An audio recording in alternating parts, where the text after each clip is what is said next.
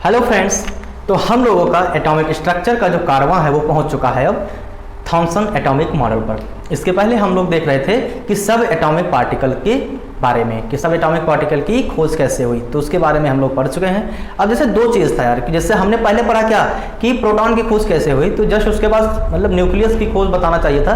फिर हमें लगा कि उसके पहले हम लोग थॉमसन साहब को जान लेते हैं, इनके मॉडल को जान लेते हैं, तब अगर हम पहुँचेंगे न्यूक्लियस की खोज की तरफ तो वो चीज़ें एकदम क्लियर हो जाएंगी, सेट एकदम हो जाएंगी। ठीक है, तो आज हम लोग बात करेंगे थॉमसन एटॉमिक मॉडल की।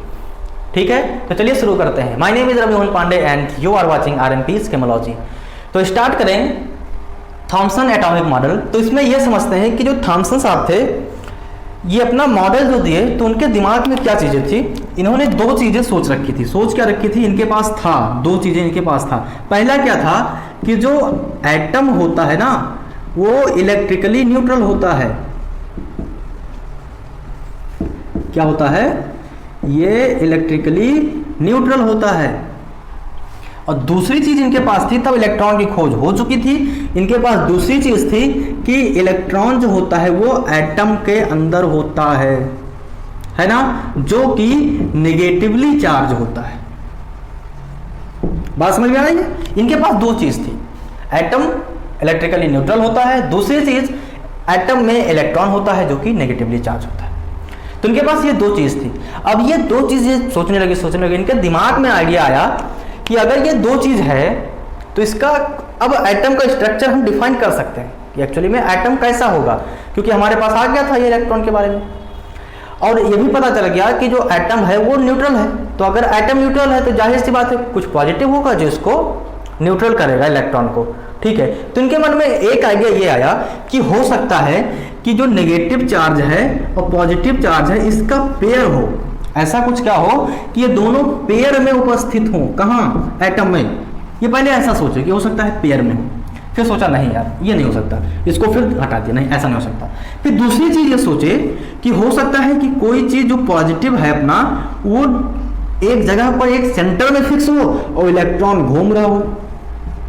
आगे चल के यही चीजें रदरफोर्ड साहब ने अच्छे से एक्सप्लेन किया, लेकिन इसके पहले ये सोच चुके थे, थॉमसन साहब इसके पहले सोच चुके थे। ऐसा बहुत सारे बुक में दे रखा है कि जो रदरफोर्ड साहब थे वो थॉमसन के ही शिष्य थे, ऐसा दे रखा है कई बुक में। तो क्या हुआ, ये ऐसा थॉमसन साहब पहले दिमाग सोचे ऐसा होगा, लेकिन फिर सोचे नहीं यार ऐसा कहाँ होगा, तो ये भी इन्होंने नहीं दिया। होता ना ऐसा कभी कभी कि क्लास में आपके दिमाग में ऐसी चीजें होती है, क्या मैं इसको पूछूं, क्या मैं इसको पूछूं, सर बुरा तो नहीं मानेंगे, लेकिन नहीं, क्या हुआ, बगल वाला खड़ा हुआ पूछ लिया, सर खुश हो गए, वाह बहुत बढ़िया क्वेश्चन, तो दिमाग में रह गया। वही चीज इनके पास भी थी कि दिमाग में चीजें रह गई, ये अपना पता नहीं पाए। ठीक है, तो इनके दिमाग में जो तीसरा आया, तो तीसरा कुछ ऐसा आया कि जो आपका जो एटम है, क्या है, आपका जो एटम है वो एक पॉजिटिव स्फीयर है, पॉजिटिवली चार्ज क्या है, स्फीयर है, और उसमें इलेक्ट्रॉन जो है वो कुछ इस प्रकार से धंसे हुए हैं, कुछ इस प्रकार से लगे हुए हैं जैसे कि तरबूज में उसके बीज धंसे होते हैं।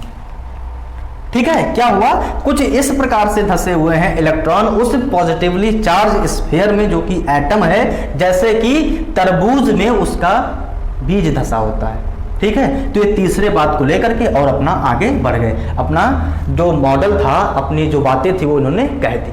ठीक है, इसको क्या कहते हैं, इनके जो मॉडल को दो नाम से जानते हैं। पहला नाम जो है वाटरमेलन मॉडल, और दूसरा जो आपका है प्लम पुडिंग मॉडल।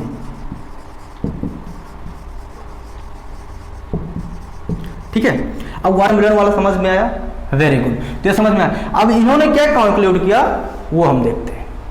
दो चीजें जो बताई मेन वो ये था, पहला चीज जो था, atom consist of a positively charge sphere and electrons are embedded in it.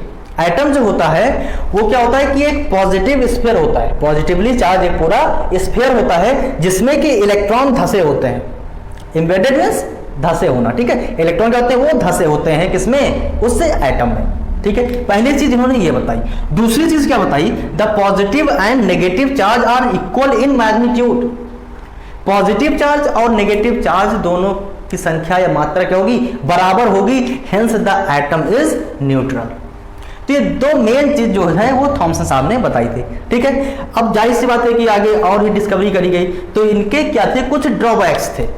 क्या थे, कुछ ड्रॉबैक्स थे, कुछ क्या बहुत सारे, लेकिन जो इन्होंने पहला मॉडल दिया था ना एटॉमिक मॉडल, ये बहुत ही फेमस था क्योंकि इन्होंने पहली बार ये दिया था। इनके पहले भी किसने दिया था, डाल्टन साहब ने दिया था, इनके पहले भी डाल्टन साहब ने दिया था अपना एटॉमिक मॉडल। लेकिन जो एक प्रकार से बताया जाता है ना कि जैसे ऑफिशियली कह दो या कुछ भी कह लो, इनका ये पहला मॉडल माना जाता है, फर्स्ट एटॉमिक मॉडल थॉमसन का। ठीक है, जिन्होंने अपना दिया था। तो इसके ड्रॉबैक्स क्या थे कि पहली चीज तो ये कि अपनी कोई एक्सपेरिमेंटल चीज नहीं दिए थे, ऐसे उन्होंने बता दिया था, कोई एक्सपेरिमेंट नहीं किया था जिसका प्रूफ ये दे सके। तो सबसे बड़ा जो ड्रॉबैक ये ही था कि एक्सपेरिमेंटल प्रूफ नहीं दे पाए थे। दूसरी चीज क्या थी कि इन्होंने न्यूक्लियस के बारे में बात ही नहीं करी थी इसमें कि न्यूक्लियस होगा कुछ। ठीक है, स्टेबिलिटी नहीं बता पाए थे। अगर इन्होंने क्या किया कि स्टेबिलिटी नहीं बता पाया एटम की, तो ये सारी चीजें इसके ड्रॉबैक्स थे। 2-3 लाइन में है, इसको लिखाने का कोई मतलब है नहीं, बुक में मिल जाएगा। ठीक है, वेरी गुड। तो बात यहीं खत्म करते हैं आज की। आई होप मजा आया होगा। मिलते हैं अगले वीडियो में। Thank you for watching.